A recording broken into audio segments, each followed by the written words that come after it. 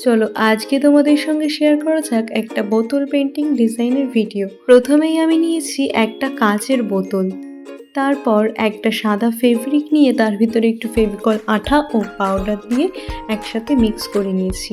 এরপর কাচের বোতলটার উপরে মাস্কিং টেপ দিয়ে যে অংশটুকু আমি কালার করব সেই অংশটুকু ভাগ করে নিয়েছি। আর তারপর আমি এখানে স্পঞ্জ দিয়ে সাদা রঙটা এই বোতলটার উপরে পুরো কভার করেছি। তারপর রঙটা শুকানোর পরে মাস্কিং টেপটা তুলে নিলাম। তারপর চলে আসলাম পরের কালারটা বানাতে।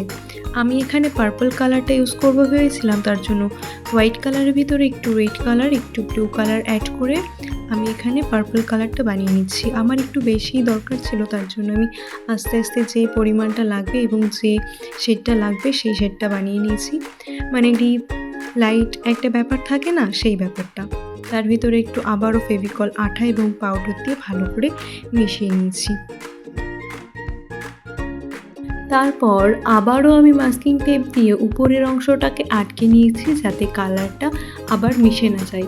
তারপরে নিচের অংশে ভালো করে পার্পল কালারটা করে নিয়েছি। আর হ্যাঁ, মাস্কিং টেপটা ইউজ করলে কিন্তু রং উঠে যাওয়ার কোনো ভয় নেই। দেখতে পাচ্ছো আমি এখানে উঠিয়েছি টেপটা, তবে কালারটা কিন্তু উঠে যায়নি।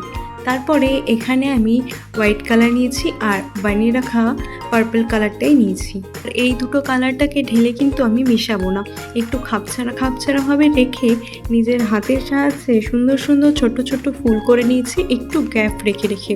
তারপর আবারও উপর নিচে মানে গ্যাপটার উপরে নিচে দেখতে পারছো, আশা করি দেখে বুঝতে পারবে, সেরকমভাবে ফুলগুলো বানিয়েছি। আর হ্যাঁ, একটা বোতল বানানোর জন্য আমি একটা রিকোয়েস্ট পেয়েছিলাম, আমি কিন্তু সেই জন্যই এই বোতলটা বানাচ্ছি, সহজের ভিতরে সুন্দর। তারপর এখানে আমি ডালপালা আর পাতার জন্য গ্রিন কালারটা বানিয়েছি ইয়েলো এবং ব্লু কালার দিয়ে। তারপরে আমি এখানে একটু সেই আগের মতনই পুরো ডিরেক্ট রং ইউজ করব না, একটু খাপছাড়া একটু ডিফারেন্ট কালার থাকবে। তারপরে এই যে উপরের অংশে পার্পল মানে হোয়াইটের উপর পার্পল এবং পার্পলের উপরে হোয়াইট কালার দিয়ে ছোট্ট ছোট্ট গুটি গুটি গুটি গুটি করে নিয়েছি।